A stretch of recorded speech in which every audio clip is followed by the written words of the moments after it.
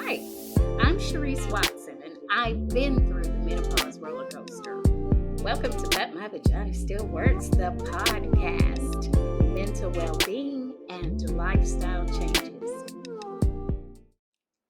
Hi, welcome back to My Vagina Still Works, the podcast, mental well-being and lifestyle changes. I'm happy to be back with you. I've seen how you all are participating with my podcast. You're subscribing, you're sharing it with others, and let me say that I really, really appreciate it. And with that said, I want to tell you what today's podcast is going to be about. This podcast was made because I wrote a journal. I wrote a menopause wellness journal back in 2024. Now, I actually started writing it many years ago.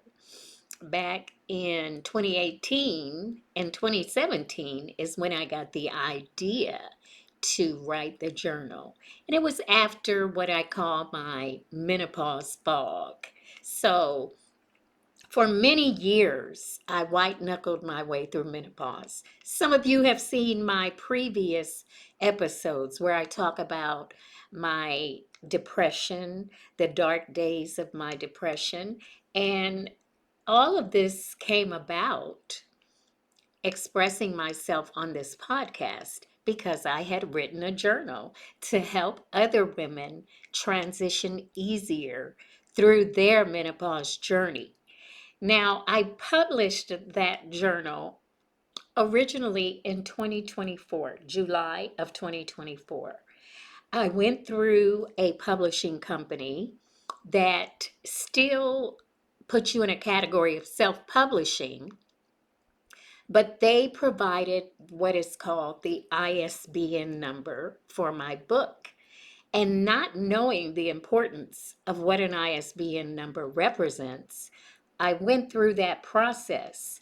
Now, it became sort of something that I wanted to do probably a year after I published, and that was to add some things to the journal that weren't in there that I had discovered after publishing.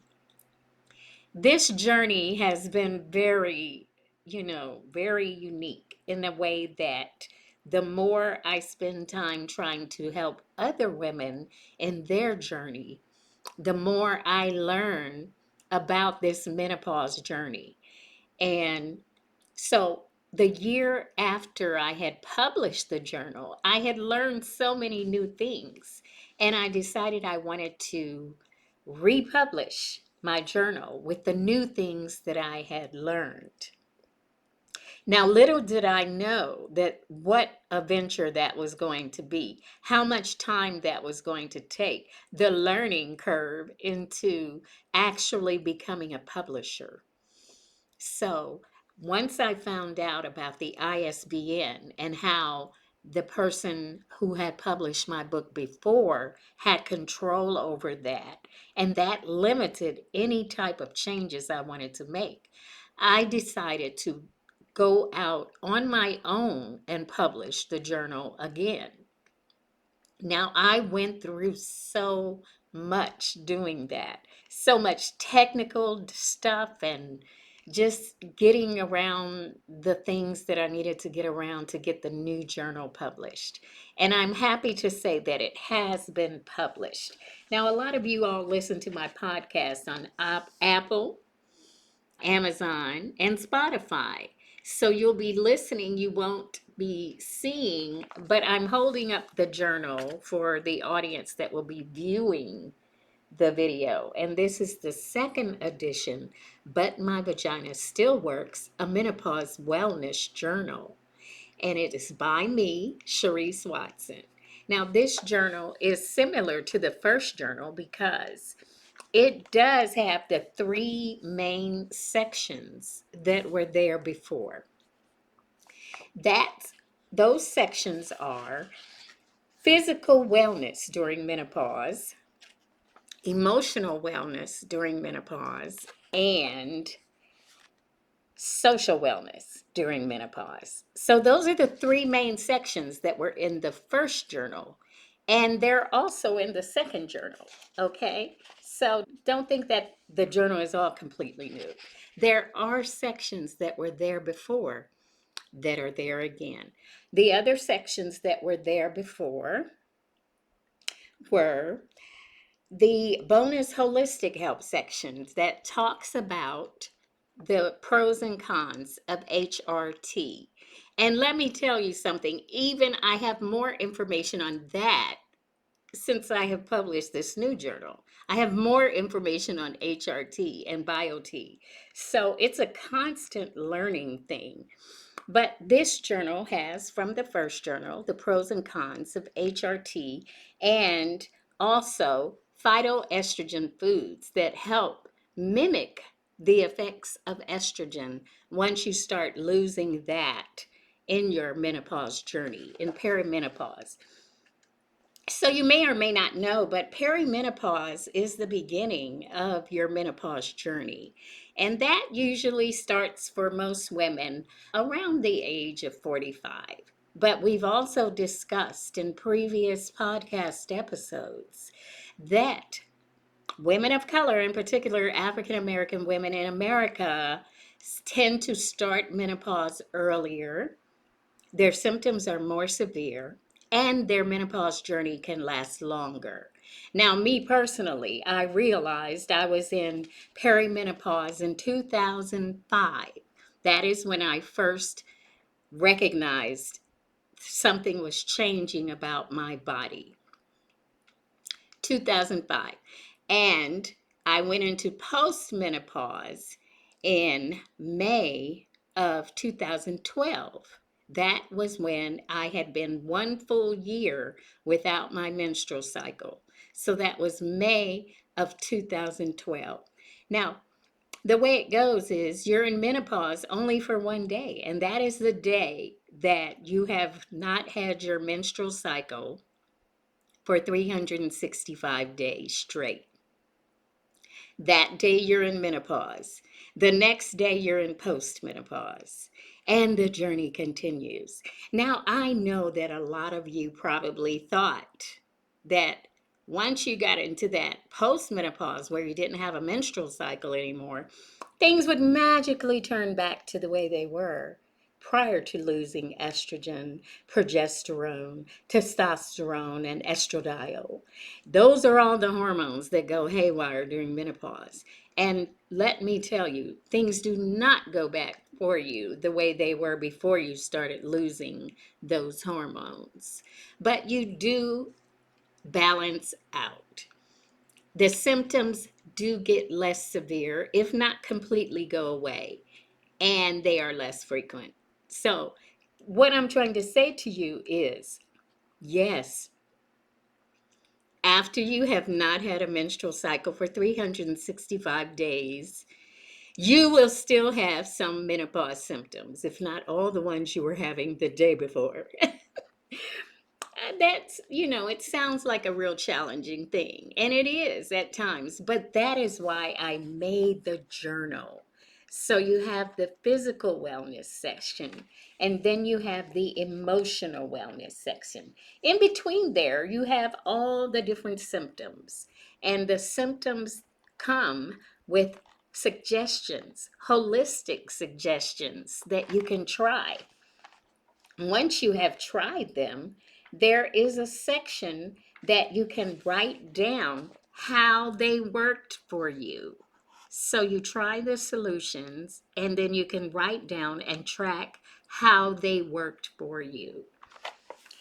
Now, the next section in the book after that is many blank pages for you to record, to write down your thoughts, to write down what is happening to my body.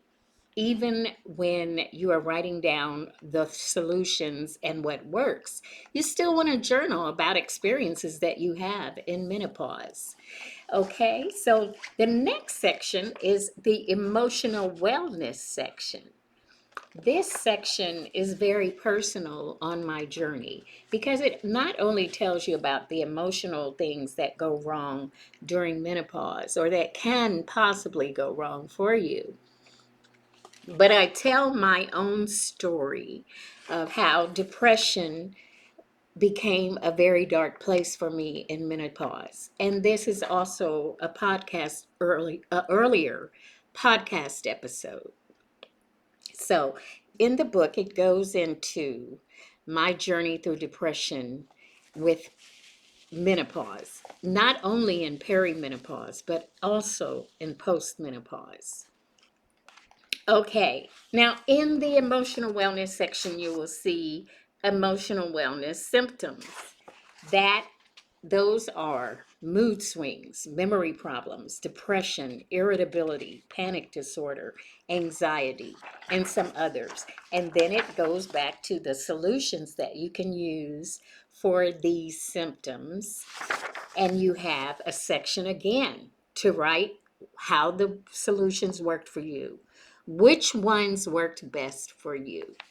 And then you, of course, have your blank pages to journal on because journaling is self care.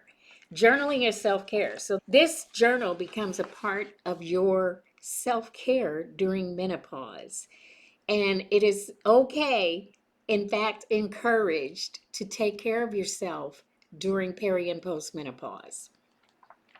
Now, again, the section after that is social wellness during menopause, peri and postmenopause, because it is important that you connect with other women on this same journey, that you can support each other through this. That becomes a majorly important thing.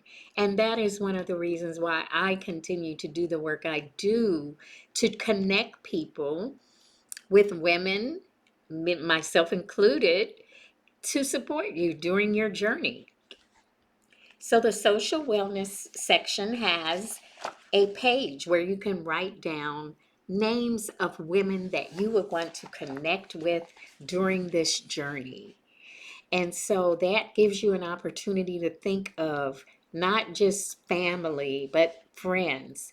The people in your family that you'll want to speak to is going to be your mom, and the older women in your clan that have already experienced this. That will give you a window into how you possibly will go through this journey, especially your mother. But not everyone is willing to talk about these things. So be kind, but be persistent in your journey of trying to find out how your female relatives have weathered the menopause storm.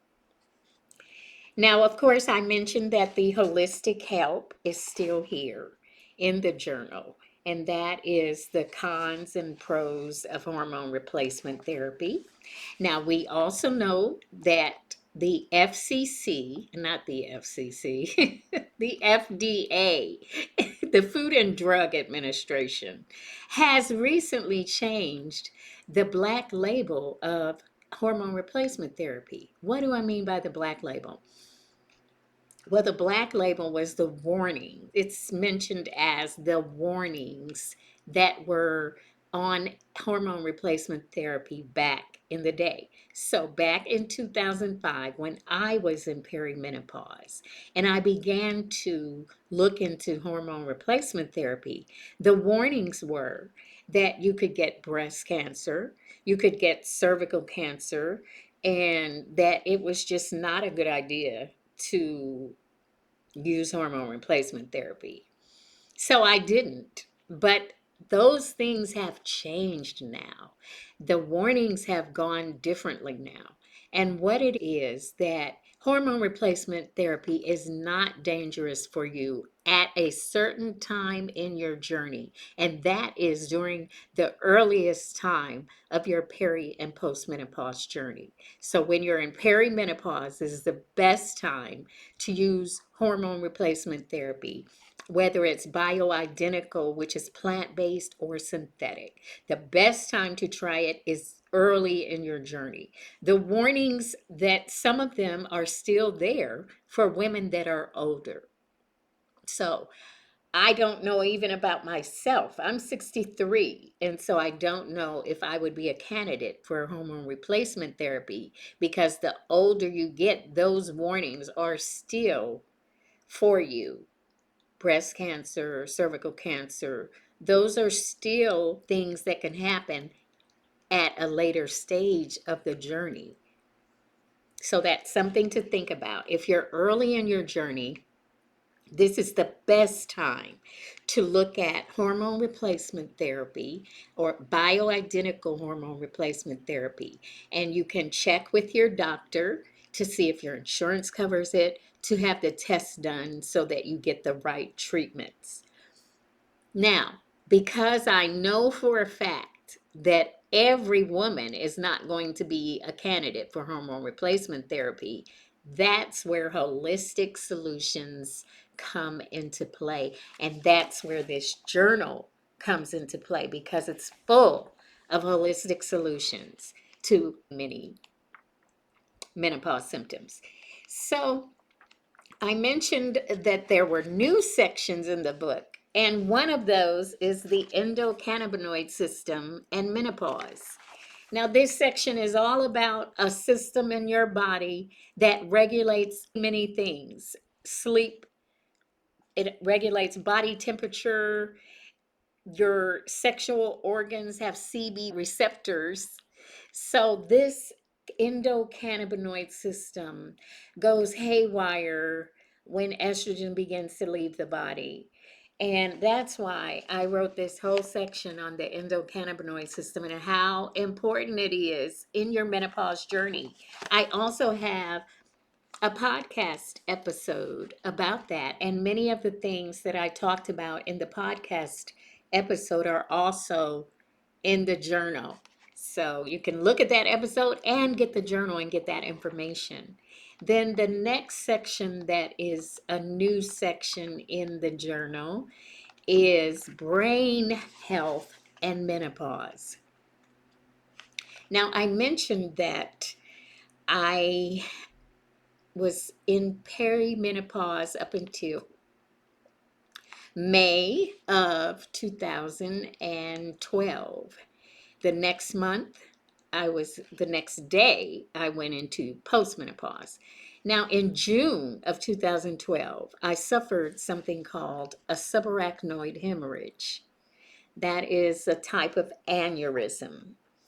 And the reason I included brain health and menopause in the journal is because later on, I found out that aneurysm, in particular, that main type that I got, is something that women in their fourth, fifth, and sixth decade of life are susceptible to getting. I mean, imagine that. The reason is because you lose estrogen and collagen, and that can cause your blood vessels to thin. And this is why many women are susceptible to aneurysms, in particular, subarachnoid hemorrhages, the one that I got in June of 2012. Now, I talk about the reasons why this happened to me in detail and the way that you can try to help yourself not be in that number of women that are susceptible to this and may have an aneurysm. Because I want to let you know that many people do not survive aneurysms. I am blessed that I am one that has, but I have known of women since then that have gotten aneurysms and not survived it. So that is why I included this section in the journal so that women can be aware that this could be something that could happen to them. And I don't put anything in the journal that doesn't have a solution. So here are some things in the journal that can help you to strengthen your blood vessels during your menopause. Something like eating foods that are phytoestrogens, like flax seeds, soy chickpeas and leafy greens, staying physically active, avoiding smoking and limiting alcohol, managing your stress and considering medical support, talking to healthcare providers about whether hormones therapy is good for you or cardiovascular screenings are appropriate for you.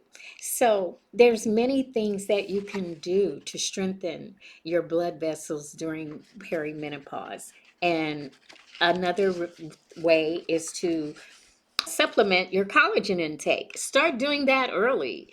Get a collagen supplement that you like and take it daily, okay? So the last new section that's in the book is on chakra balancing. We have energy centers in our body, whether you like it or believe it or not. We have energy centers in our body, and those can become unbalanced, uncentered, and off. Your chi can be bad, okay? And so, what does that have to do with menopause? Well, because there are energy centers, you want your energy centers of your body to be balanced. And what we do in this section is talk about ways of balancing your chakras to help you with your menopause symptoms. So we have the root chakra, which is stability and grounding, the sacral chakra, which is focused on your sexual energy and creativity. You want to keep those things in balance, don't you? Yes. The solar plexus chakra, where you get your power from, you need balanced energy there. The heart chakra, where you have your emotional healing and love. Those are things that you're going to need in balance when you're in this menopause journey. The throat chakra, so you have your voice that you can keep speaking your truth. These things need to be in balance. The third eye chakra, because when you go through menopause, you're going to become very intuitive and you want to keep that balanced. So I have in here ways to strengthen each chakra along with affirmations as well. So, whether you believe it or not, you have energy centers in your body and they need to be aligned and balanced. So, there are many ways to use this journal, and I would encourage you to pick up a copy. You can go to my website, which is called asacredpause.com. Asacredpause.com. Asacredpause.com is a website that's full of things to help women in menopause in their sacred pause. It also has a section called Sacred Pause Publications, which is the imprint that my new journal is under. My own imprint called Sacred Pause Publications. And this is why I've been so long putting out an episode, because I've been so busy trying to get this journal out and make sure it's something that can help many women. Not only did I get this journal out, but I also have a cookbook that's available soon called Kitchen Alchemy that has recipes in it using phytoestrogen foods to help you on your menopause journey as well. Both of these books are available at asacredpause.com. Just go on over there and pick you up one. And make sure you look at my other episodes of the podcast, But My Vagina Still Works, Mental Wellbeing and Lifestyle Changes. And we will see you again very soon with a new episode. Thank you for joining me today. Make sure to hit that subscribe button and share this podcast with a sister friend who's going through her menopause journey. And remember, later is always greater.